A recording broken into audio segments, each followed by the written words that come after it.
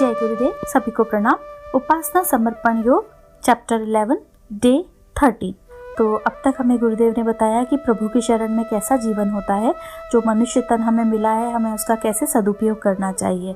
मनुष्य तन का हम अगर सही तरीके से उपयोग करें, इसको परमार्थ में लगाएं, इसको सेवा में लगाएं, तो परमार्थ में स्वार्थ सिद्ध होता है और ईश्वर के हमें अनुदान वरदान प्राप्त होते हैं। अन्यथा ये जीवन जो हमें मिला है सुदुर्लभ, वो व्यर्थ हो जाता है। उसी क्रम में हम आगे बढ़ते हैं। सा तस्मिन् परम प्रेम रूपा। एक बार एक व्यक्ति ने संत सुकरात से पूछा, मानवीय जीवन में सबसे मूल्यवान वस्तु कौन सी है? उनका उत्तर था प्रेम। पूछने वाला चौंक पड़ा। उत्तर उसकी अपेक्षा के विपरीत था। उसने सोचा था आत्मा, परमात्मा या उससे संबंधित कोई अन्य दार्शनिक शब्द उनके मुख से निकलेगा, पर संत के उस उत्तर से वह अवाक रह गया। विचार किया जाए तो जवाब साधारण होते हुए भी असाधारण अर्थ संजोए हुए है। प्रेम संसार की अकेली ऐसी अपार्थिव चीज है जिसे हर कोई प्राप्त करना चाहता है, चाहे गरीब हो या अमीर, शिक्षित हो या अशिक्षित, सब समान रूप से इसकी अपेक्षा दूसरों से करते हैं। यह अद्वितीय है। मनुष्य का सारा दर्शन, समस्त काव्य, संपूर्ण धर्म एवं समग्र संस्कृति इसी एक शब्द से अनुप्रेरित है। मानवीय जीवन में जो भी श्रेष्ठ और सुंदर है, वह सब स्नेह से ही जन्म और जीवन पाता है। तो कितना गहराई से हमें बता रहे हैं कि जब पूछा गया सुकरात से कि जीवन में सबसे मूल्यवान क्या है, तो प्रेम। और सही भी तो है। हर व्यक्ति हम जीवन में प्रेम ही तो पाना चाहते हैं, चाहे वो अपने परिजनों का हो, मित्रों का हो, हाँ, ईश्वर का हो, जिसका भी हम प्रेम ही तो पाना चाहते हैं। प्रेम के लिए हम क्या नहीं कर जाते।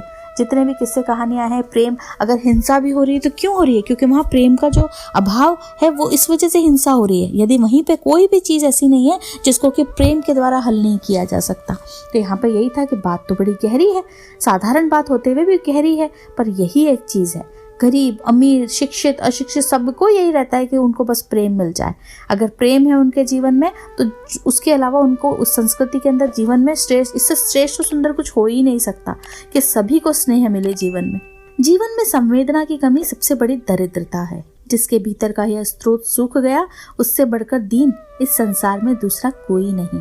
तो हम देखेंगे जीवन में संवेदनाओं की कमी से ही तो परेशानियां होती है। हम देखते हैं टेररिस्ट अटैक होते हैं, आतंकवादी, ये सब क्या है? इनमें भाव संवेदनाओं की कमी है। इनके अंदर वो स्रोत सूख गया है।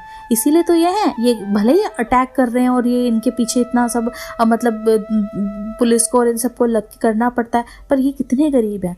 अंदर इनके अंदर जो ईश्वर प्रदत्त गुण थे, वही उसका झरना ही सूख गया है। इसलिए ऐसा करते हैं। चाहते क्या है? प्रेम ही ना। यदि उन्हें शुरू से प्रेम मिला होता तो वे इस रास्ते पे नहीं होते। इसीलिए जब हम इस रास्ते पर चलने लगते हैं तो हमारे अंदर स्वतः हमारे कुसंस्कारों का शमन होने लगता है, क्योंकि प्रेम का विस्तार होने लगता है। यदि अभी हम कई बार देखते हैं कि कोई आध्यात्मिक और ये समाज सेवी संस्थाएं हैं जो इन लोगों को जब कैदियों को लेकर के आते हैं और उनको जब धीरे धीरे समझाते हैं प्रेम से, उनको थोड़ा सा प्राणायाम योगा सिखाया जाता है, तो ये सब क्या है कि हम तुम्हारी मदद कर रहे हैं, हम चाहते हैं तुम इनसे निकलो। तो वो फूट फूट के रो पड़ते हैं और उनकी रुलाई देख करके अच्छे भले लोगों को रोना आ जाता है कि वो चाहते नहीं थे ऐसा करना, पर जीवन में प्रेम की कमी, जीवन में उस अज्ञानता की वजह से, वो भाव संवेदना की कमी की वजह से उनसे गलतियां हो गई। और जब उनके अंदर वो चेंज आता है तो फिर वो बिल्कुल बहुत कुछ महान कर जाते हैं, क्योंकि एनर्जी तो उनके अंदर भी वही थी, प्राण तो उनमें भी वही थे तो वो भी परमात्मा के अंश ही। अंगुलीमाल ने क्या किया? जीवन भर, जब तक उसके पास इतना, जब आध्यात्म से बुद्ध के उनके जीवन में नहीं आए थे, तब तक उंगलियां काट रहा है। कितना बेरहम उस रहा होगा उस समय, उसके अंदर कितनी भाव संवेदनाएं उसकी खत्म हो गई थी। पर जैसे ही बुद्ध उसके जीवन में आए और वो परिवर्तित हो गया, संत बन गया। तो ऐसा नहीं है कि किसी में परिवर्तन नहीं हो सकता। बात सिर्फ भाव संवेदना जगाने की है। भाव संवेदना जागे तो पत्थर में मीरा को हर समय कृष्ण दिखते थे और फिर सभी में कृष्ण नजर आते थे। जब भाव संवेदनाएं सूख जाएं तो हम भाई भाई का दुश्मन हो जाता है। आज जो हम नरसंहार देखते हैं, जितनी भी ये चीज़ें, ये क्या है? भाव संवेदनाओं की तो कमी है। तो बस यहाँ हमें यही बता रहे हैं कि वो सबसे बड़ा दरिद्र है जिसके जीवन में भाव संवेदनाएं नहीं है। इससे संसार के किसी भी कोने में किसी वीराने का भी सहयोग हस्तगत किया जा सकता है, जबकि इसका अभाव अपनों को भी अजनबी बना देता है। तो यही है ना, अगर हमारे अंदर बोलने का गुण है, सबके लिए प्रेम है हमारे घर में, तो हम कहीं जैसे संत महात्मा होते हैं, परिव्राजक होते हैं, जिस जगह पे जाते हैं किसी को जानते थोड़ी ना, पर बस अपने प्रेम से, अपनी बोली से, अपनी हंसी से, अपने विचारों से, अपनी भावनाओं से उनको अपना बना लेते हैं कि लगता है ये तो जाए ना, बस हमारे ही यहीं पे रह जाएं। और कई बार अपने इतने तीक्ष्ण तीक्ष्ण शब्दों का प्रयोग करते हैं, इतने कटु शब्दों का प्रयोग करते हैं, अंदर के अंदर उनका जो भावनाओं का झरना था, प्रेम था, वो कहीं दब जाता है, सूख जाता है। तो फिर उनके साथ रहने का मन नहीं है, उनके साथ अजनबीपन लगता है। यह प्रेम का बाह्य प्रतिफल हुआ, किंतु जब इसका उत्सव फूटता है तो अंतरंग का, अंतःकरण का वह कोना भी प्रभावित हुए बिना नहीं रहता जहाँ परमेश्वर का वास बताया जाता है। तो ये तो हम बाहरी स्तर पे तो देख रहे हैं कि हमारे अंदर भावनाएं हैं, तो हमें परिजन मित्र सब कुछ बहुत हमें सब प्यार कर रहे हैं, हम भी कर रहे हैं, और अगर नहीं है तो हम देख रहे हैं। पर यदि अंतरात्मा में ये उतर जाए तो हम जो ईश्वर के अंश है, वो हमारे अंदर की जो कषाय कल्मशों की लेयर चढ़ी हुई है, वो मतलब परतें हटने लगती हैं, और फिर हम वो ईश्वर क्या, वो अंतःकरण जब हमारा कोना जब हमारे अंदर जाने लगता है, तो फिर उस परमेश्वर को हम मतलब पाने लगते हैं कि वो जहाँ परमेश्वर है वो हमें उसका आभास निकलने लगता है। फिर वहाँ पे मैं और वो नहीं रह जाते कि वो परमात्मा मेरे अंदर है, या मेरे अंदर मैं और वो दो नहीं रह जाते, फिर वो एक ही हो जाते हैं। दूसरे सभी को हम जो है इनको पृथक अभिव्यक्तियाँ कर सकते हैं। बस तादात्म्य की अनुभूति ही तो स्वर्ग और मुक्ति है। एक सूफी कथा है, किसी प्रेमी ने अपनी प्रेमिका का द्वार खटखटाया। भीतर से आवाज आई, कौन है? प्रेमी ने जवाब दिया, मैं हूँ, तुम्हारा प्रेमी। प्रत्युत्तर मिला, यहाँ दो का स्थान नहीं है। कुछ दिनों बाद प्रेमी पुनः उस द्वार पर आया और दस्तक दी। इस बार कौन है के उत्तर में जवाब था, तू ही है। इसके साथ ही बंद पट खुल गए। कथा के पीछे एक गूढ़ दार्शनिक सत्य निहित है, इसमें दो मत नहीं। आत्मयोग का साधक अपने अंतरंग में भावनात्मक और बहिरंग में क्रियात्मक प्रेम तत्व की दिव्य संवेदनाओं का परिचय देता है। तो कितनी गहरी बात है कि जब ये पूछा गया कि कौन है और कहा कि मैं हूँ, तो जहाँ मैं है वहाँ कोई और हो नहीं सकता, तो कुछ नहीं रहा। और जब कहा तू है, तो तेरे अंदर तो मैं हूँ ही, तो दरवाजे खुल गए।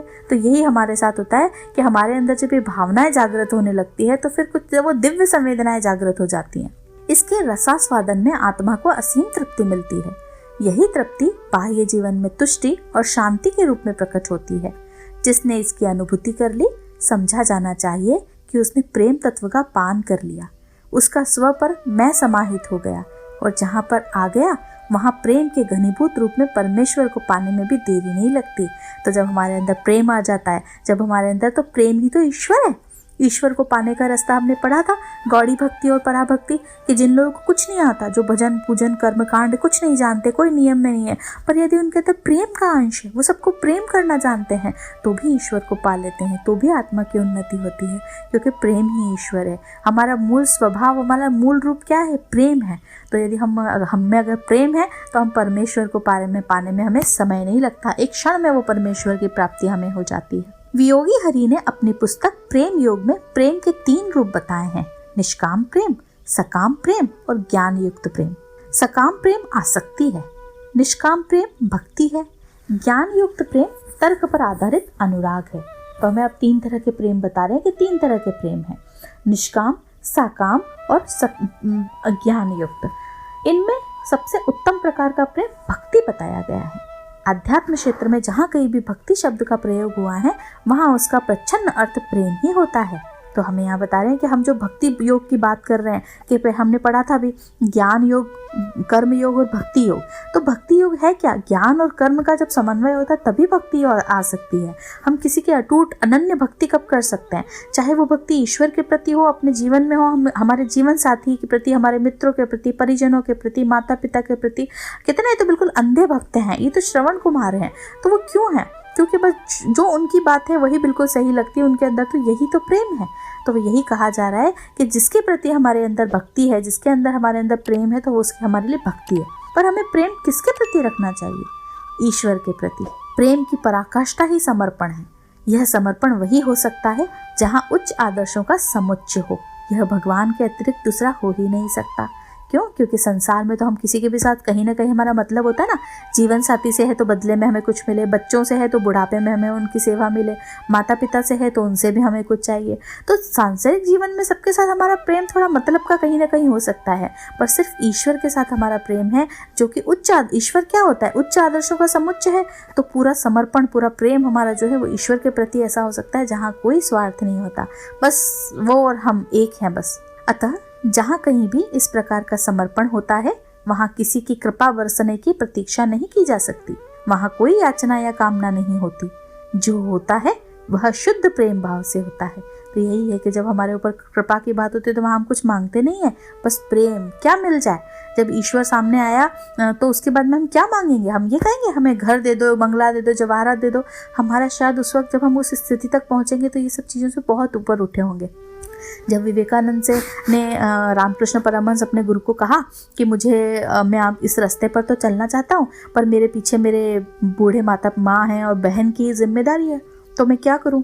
तो बोले मैं जा काली से मांग ले, क्या मांगना है तुझे, जो चाहिए वो दे देती है काली। तो बोलते हैं ठीक है। विवेकानंद गए और उनसे पूछा, वहाँ गए, माँ मुझे ज्ञान दो, वैराग्य दो, भक्ति दो। मांग ही नहीं पाए कुछ और, फिर आए बाहर। रामकृष्ण बोले अरे मांग लिया? बोले नहीं मांग पाया। बोले कोई बात नहीं, फिर चला जा।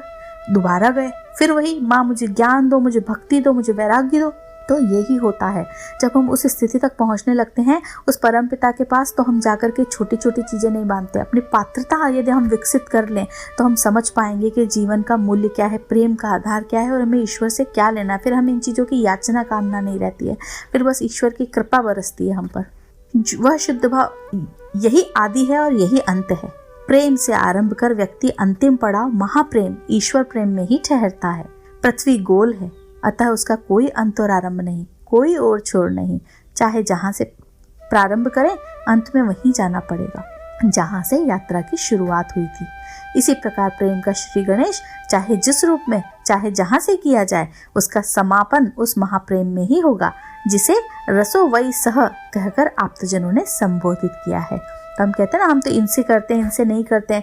चाहे हम शिव से करें, कृष्ण से करें, विष्णु से करें, राम से, पर पाएंगे उसी परमात्मा को। तो चाहे जैसे धरती है, एक जगह से शुरू करके जब हम गोल चक्कर लगाए, कई बार हम कहते हैं ना अरे धरती गोल है, इनसे तो हम तब मिले थे, वापस हम विदेश में आकर के मिल गए, तो धरती गोल है। तो चाहे जहाँ से हमारी यात्रा प्रारंभ हो, पर मिलना तो हमें उसी जगह पे है जहाँ पे हमारा समापन कहाँ होगा, जहाँ पर कि सिर्फ एक ही जगह पे जाकर के हम महाप्रेम जहाँ है वहीं इसका समापन होगा। देवर्षि नारद का भक्ति सूत्र में कथन है, सा तस्मिन् परम प्रेम रूपा, अर्थात सचमुच वह परम सत्ता प्रेम रूप ही है। उसकी प्राप्ति हम अपने अंदर प्रेम तत्व का विकास करके ही कर सकते हैं। इस संदर्भ में जो अपने भीतर इसका जितना विकास कर सका, समझना चाहिए वह भगवत सत्ता के उतने ही सन्निकट पहुंचा। इस परिप्रेक्ष्य में विचार किया जाए तो सुकरात का उत्तर अत्यंत सारगर्भित जान पड़ेगा। सुकरात ने यही कहा, जीवन की सबसे बड़ी संपदा क्या है? प्रेम। तो यदि हम देखें, हम जब संतों के पास, गुरुओं के पास जाते हैं तो वो सिर्फ प्रेम बरसाते हैं। हम उनसे चाहे जो मांगे, चाहे अपने निष्कासन तप के तौर पर बड़ी बड़ी चीज़ें हम लिखें, हमसे ये गुनाह हुआ, वो कभी हमें कहते हैं कि जा तुझे श्राप दिया, जा तुझसे नाराज हो गए, जा तुझे इतनी सजा मिलेगी। नहीं, कोई बात नहीं बेटा, अब सुधर जाओ, अब संभल जाओ, हम तुम्हारे साथ हैं, आशीर्वाद आशीर्वाद आशीर्वाद। तो यही है, माता पिता के पास बच्चे जाते हैं, कई गलतियां करते हैं, पर माता पिता कभी सजा नहीं देते, वो उन्हें फिर माफ़ कर देते हैं, फिर गले लगा लेते हैं, उनका साथ देते हैं गलतियों को सुधारने में, उनकी तकलीफ़ में उन्हें भी तकलीफ़ होती है। तो यही तो चीज़ है कि हम चाहे जो कहें, चाहे यहाँ से यात्रा इसकी प्रारंभ करें, पर अंत में जो है वो प्रेम, परम सत्ता जो है वो प्रेम रूप ही है, और वो हमारे अंदर ही विकसित हो सकती है। उसके लिए हमें कहीं जाने की ज़रूरत नहीं, कुछ करने की ज़रूरत नहीं है। जितना हमारे अंदर अपना अपना विकास करेंगे, जितना अपने आप को समझने की कोशिश करेंगे, जितना इस प्रेम का विस्तार करेंगे, उतना ही हम भगवान के निकट पहुँचेंगे। फिर हमें साकार से हमें निराकार में नज़र आने लगेगा, फिर हम पराभक्ति में पहुँचेंगे, फिर हमें कण कण में, हर व्यक्ति में उस नारायण, उस परमात्मा के दर्शन होने लगेंगे। तो इसी के साथ इन सब तत्व को, प्रेम तत्व को हम अपने जीवन में उतारें, सभी के जीवन में वो प्रेम तत्व उतरे। इसी के साथ हम आज के स्वाध्याय को यहीं विराम देते हैं, पुनः इसी क्रम में मिलेंगे। जय गुरुदेव, सभी को प्रणाम। हमारे YouTube चैनल को सब्सक्राइब करें और बेल आइकन को दबाकर ऑल पर क्लिक करें ताकि नोटिफिकेशंस आपको मिलती रहें।